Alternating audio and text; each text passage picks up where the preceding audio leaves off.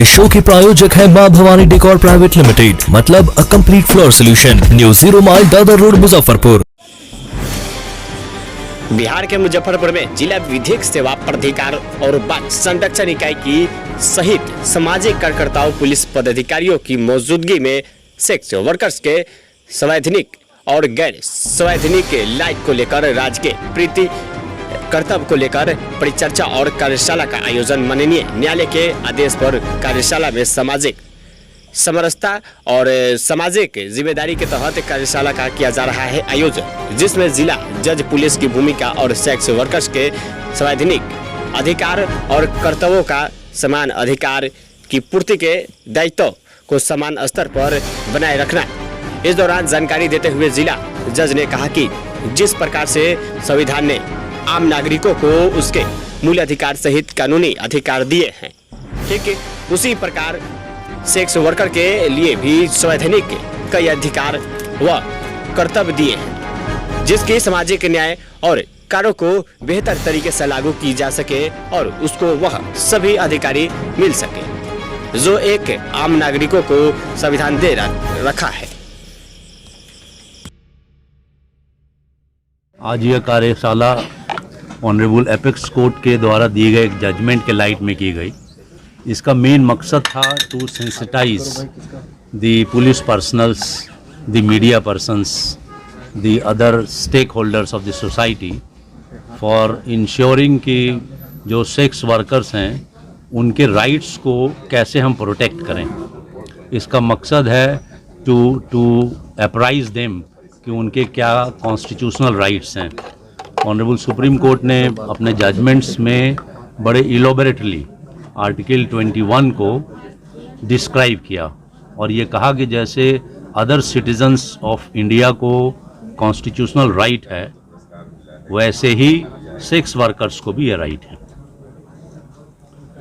जैसे अभी हमारे यहाँ ITP act mostly sex work से रिलेटेड है, उसमें जो सहमति से सेक्स व्यक्ति के द्वारा, एडल्ट्स के द्वारा किया जाता है, it is not an offence, बल्कि कुछ उसके अदर पैरामीटर्स हैं वो ऑफेंस में आते हैं कि कोई ब्रॉथल चला रहा है या कोई किसी को इंस्टिगेट करने के लिए करता है for the purpose of prostitution, then it is an offence. इन्हीं चीज़ों को अवेयर करना है और एक और सबसे ज़रूरी है कि हमें अपने थॉट प्रोसेस को भी चेंज करना चाहिए। समाज को जागृत करने के लिए आज के कार्यशाला पर क्या कहना चाहेंगे? जैसे समाज के हर एक व्यक्ति की ये जिम्मेवारी होनी चाहिए। ऐसा नहीं है कि किसी इस कार्यशाला का मकसद ये कतई नहीं है कि किसी को पिन पॉइंट करें या किसी को एक्यूज़ करें। इसकी मंशा है कि हम लोग मिलजुल के इस बुराई से, इसमें फंसे हुए लोगों को कैसे बाहर निकालें। जागरूकता अभियान को लेकर क्या कुछ रहा? ये जागरूकता अभियान नहीं था, ये एक वर्कशॉप था और जो अभी सुप्रीम कोर्ट का जजमेंट आया है कि सेक्स वर्कर को भी आप एक इंसान के रूप में देखें और ख़ासकर जो पुलिस और मीडिया से कहा गया है कि आप उनको क्या बोले उसको अनलीगल क्या दिखाना नहीं है, हाँ मतलब और उसका नाम हाँ उसका आप प्रचलित नहीं कर सकते हैं, उसके बारे में कटाक्ष नहीं कर सकते, मतलब गंदे शब्द नहीं बोल सकते हैं। इवन अगर किसी ढेर पार करने वाली जो अगर आप ये नहीं कह सकते हैं, उसको आप गाली नहीं दे सकते हैं। उनके घर में प्राप्त अगर कंडोम है तो आप उसके बिना पे कोई क्रिमिनल केस नहीं कर सकते हैं, बल्कि उसको भी आम आदमी की तरह, आम औरत की तरह एक रिस्पेक्ट की नज़र से देखना है, उसको पब्लिकली नहीं करना। इसी बात को समझने के लिए और समझाने के लिए एक डिस्ट्रिक्ट लेवल पर पहली बार मुजफ्फरपुर में आयोजित हुई। बहुत अच्छा लगा कि उस व्यक्ति की बात पहली बार की जा रही है जो समाज का कभी हिस्सा नहीं रहा, बल्कि जो सबसे पहला सोच आता है कि ये धंधा गंदा, इसको बंद कर दिया जाए। वहाँ एक बात ये हो रही है कि उस धंधे में बंधा हुआ एक व्यक्ति सम्मान के अधिकार के पैमाने में आता है। तो इसके लिए हम जिला न्यायाधीश को शुक्रिया करते हैं, डालसा को भी शुक्रिया करते हैं और जिला के सभी तमाम लोगों को धन्यवाद कहते हैं। तो जिसे जबरन इस धंधे में धकेला जाता है उस पर क्या है? देखिए, सेक्स वर्क का आयाम बहुत बड़ा है और इसको हमको लगता है हम सबको समझना चाहिए।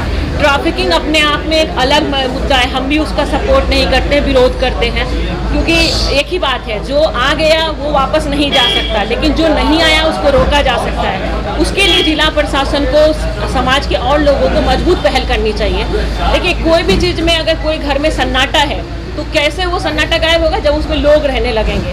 तो जिस दिन रेड लाइट एरिया और सेक्स वर्कर के साथ आम लोग जुड़ने लगेंगे, बात करने लगेंगे, तो वो जो उनके मन में जो डर है वो निकलेगा। जब निकलेगा तो कहीं ना कहीं जो थर्ड पार्टी को लाने, जबरन धंधा में लाने की कोशिश है, वो रुक जाएगी। लेकिन अगर ये नहीं हुआ, तब तक जब तक ये डर कायम रहेगा, तो ये डर को बड़ा करने वाला और भी लोग हैं जिसको हम आप सब जानते हैं, मगर उसके चेहरे के नकाब नहीं हटा सकते हैं। लेकिन हम सेक्स वर्कर को हमें हमेशा उंगली कर देंगे कि ये तो धंधे वाली है। ठीक है, अपना परिचय, क्या परिचय हुआ आपका? जी, मेरा नाम नसीमा है और परचम नाम की एक कम्युनिटी बेस्ड ऑर्गेनाइजेशन है जिसकी मैं सचिव हूँ।